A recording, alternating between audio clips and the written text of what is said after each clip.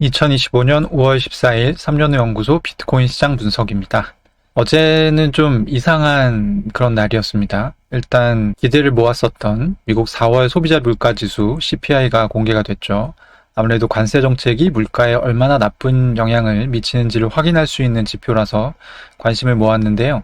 결과가 약간 의외였습니다. 전년 대비 근원 CPI만 2.8%로 예상치와 비슷한 수준이 나왔고, 이 오른쪽에 컨센서스라고 하는 것이 예상치고, 이 노란색 박스를 쳐놓은 부분이 이제 실제 값이 되겠습니다.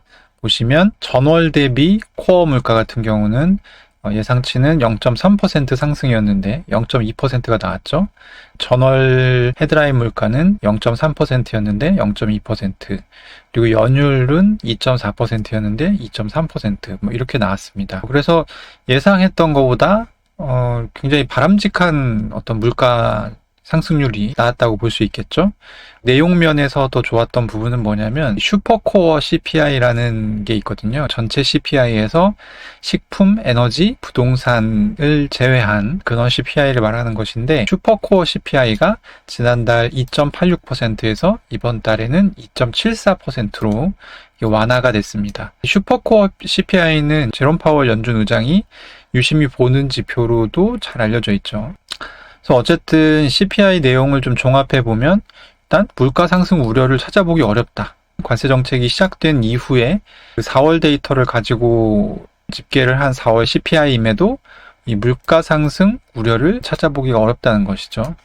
항목별로 한번 살펴볼까요? 주요 상승 요인들은 이렇게 이제 플러스 막대기가 되어 있고, 주요 하락 요인들은 마이너스 막대기로 이제 분류를 했는데요. 물가 상승의 주요 요인이 되었던 것은 자동차 보험이 6.4%로 가장 큰 기여를 했고, 가정에서 소비하는 에너지가 5.5%, 집세와 주거비가 4%, 그리고 외식비가 3.9% 정도에 기여를 했습니다. 하락 요인으로는 이 기름값, 보통 여기 원문에는 가솔린으로 되어 있는데 우리가 차를 움직일 때 쓰는 그 기름을 얘기하는 것이죠. 기름값이 떨어진 게 마이너스 11.8%에 기여를 했고, 항공료가 마이너스 7.9%, 전자제품 가격이 내려간 것이 마이너스 4.8%에 기여를 했습니다.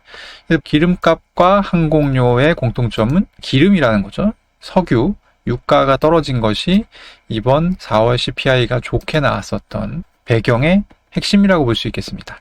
흥미로운 것은 이 CPI가 공개된 직후에 시카고 상업거래소에서 제공하는 이 패드워치 자료에 연내 금리 인하 기대감이 3회에서 2회로 줄어들었다는 점입니다. 원래는 7월, 그리고 9월, 12월, 그래서 남아있는 이 FOMC 중에 3차례 정도 금리 인하를 하지 않을까라고 기대를 했었는데, 그게 7월과 10월에만 인하를 하는 걸로 바뀌었어요.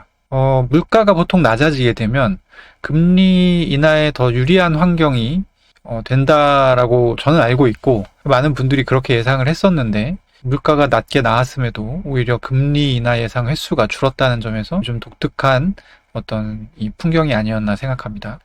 트럼프와 트럼프 행정부의 주요 강요들은 어제 사우디아라비아 리야드 왕국에서 열린 미국 사우디 투자 포럼에 참석을 했었죠. 이 공무원들 이외에도 일론 머스크나 젠슨 황 같은 이 유명 기업인들도 모습을 비췄는데요.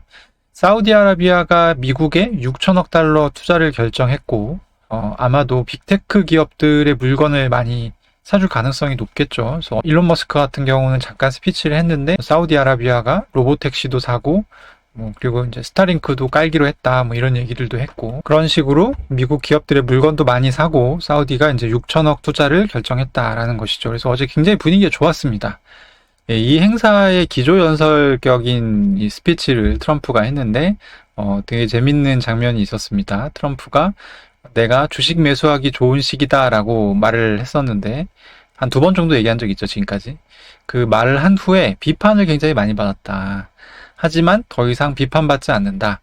이 미국 시장은 앞으로 더 많이, 훨씬 많이 오를 것이다. 라고 이제 얘기를 해서, 이게 이제 어떤 취지냐면, 처음에는 왜 시장에 개입하냐 라는 식으로 리딩방 방장이냐 이런 식으로 비아냥거리는 사람들이 있었는데, 자기가 사라고 한 다음에 실제로 주식 가격이 많이 올랐다는 거예요. 그래서 더 이상 나한테 뭐라고 하는 사람이 없다 라는 취지고, 이날 한 번 더 사실 추천을 한 겁니다. 시장이 앞으로 더 많이, 훨씬 많이 오를 거니까 미국 주식을 더 사라는 식으로 또 말을 한 것이죠. 이 행동이 적절한지에 대해서는 뭐 생각이 각자 다를 것 같아요. 근데 그 부분은 나중에 따져보기로 하고, 일단 어제 이 얘기를 들은 미국 주식 가격은 긍정적으로 반응을 했습니다. 나스닥이 1.5% 정도 올랐고요. 그리고 다우존스가 이제 0.64% 빠지긴 했는데, 이것은 이제 다우존스 지수에 이제 포함되어 있는 어떤 기업이 굉장히 크게 하락을 하는 바람에 생긴 효과라고 보시면 되겠습니다. 어쨌든 이제 주식시장도 굉장히 환호를 했다는 것이죠. 그런데 좀 이해할 수 없었던 또 하나의 풍경은 10년물 국채 금리가 어제 슬금슬금 올라가기 시작하더니 거의 4.5%까지 또 도달을 했습니다. 제가 전에 얘기를 드린 바가 있죠. 10년물 국채 금리가 4.5%가 되느냐 안 되느냐가 이 시장 발작의 하나의 척도다라는 설명을 드린 적이 있는데, 어제 CPI가 나온 게 이제 9시 반 정도에 나왔죠. 그래서 요때쯤 나왔다 보시면 되고, CPI가 좋게 나오면 사실 이제 이 10년물 국채 같은 경우는 내려가는 게 맞거든요. 왜냐하면 10년물 국채 금리 자체에 물가 상승률 요소가 들어가 있어요. 그래서 이게 만약에 좋게 나오면 금리가 이렇게 치솟을 게 아니라 오히려 내려가거나 적어도 횡보를 해야 되는데, CPI 좋게 나오니까 금리 이제 치솟았죠. 그리고 중간에 이제 한 새벽 2시 정도에 트럼프가 연설이 있었는데, 트럼프가 연설을 하니까 또 엄청 오르기 시작했습니다. 그래서 두 차례에 걸친 상승이 있었고, 지금은 한 4.47% 정도로 내려온 상황이에요. 아침이 되면서 이제 좀 내려오긴 했는데, 어쨌든 이상하다. 이게 뭔가 궁합이 안 맞는 움직임을 이 지표들이 서로 보이고 있다라는 생각이 들었고, 나스닥 1.5% 상승하긴 했지만 마음을 쉽사리 놓을 수 없는 찜찜한 상승이 아니었나 하는 생각이 들었습니다. 미국과 관세 90일 유예를 합의한 중국은 오늘 자정부로 대미 관세 10%를 적용하기로 했습니다. 근데 그러면서 베이징에서 33개 라틴 아메리카 및 카리브해 국가 지도자들을 불러서 이 정상회의를 열었던 것이 어제 이제 미국 장 이전에 보도가 됐었는데요. 33개 이 국가 지도자들 모아놓고 뭐 했겠어요. 중국이 이런 것도 해줄게, 저런 것도 해줄게, 우리 뭐 배터리도 있고 뭐 전기차도 있고 뭐 이런 얘기를 하면서 아마 각 국가의 협력을 강화하는 그런 행보를 했을 거고, 제가 어제 방송에서 이 중국과 미국의 관세 협의가 일종의 90일짜리 휴전에 불과하고, 아마 그 90일 동안 중국과 미국이 각자 자기 편으로 다른 나라들을 끌어들이기 위해서 굉장히 노력을 많이 할 거다라는 말씀을 드렸잖아요. 이제 그 내용이 그냥 진행이 됐다고 보시면 될 것 같아요. 어제 좀 재밌었던 부분은 뭐냐면, 이 33개 국가 지도자 중에 파나마 국가 지도자가 있었어요. 그래서 파나마 같은 경우는 파나마 운하 운영 여부 때문에 미국이 계속 항구 소유권 내놔라, 운영권 내놔라 이렇게 압력을 넣고 있죠. 그래서 여기에 대해서 이제 중국이 파나마에 대한 지원을 약속하고 우리 쪽에 줄 서 이런 식으로 이제 얘기를 한 것이죠.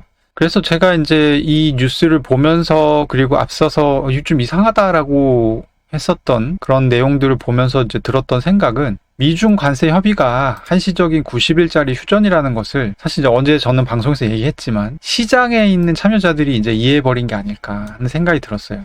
중국과 관세를 90일 유예했다고 해서 경제 이전보다 나아졌을 리가 없겠죠. 일단 보편관세 10%는 다들 물고 있잖아요, 지금. 그런 상황인데 미국의 주식 가격은 이미 4월 2일 관세 해방의 날 이전으로 돌아갔죠.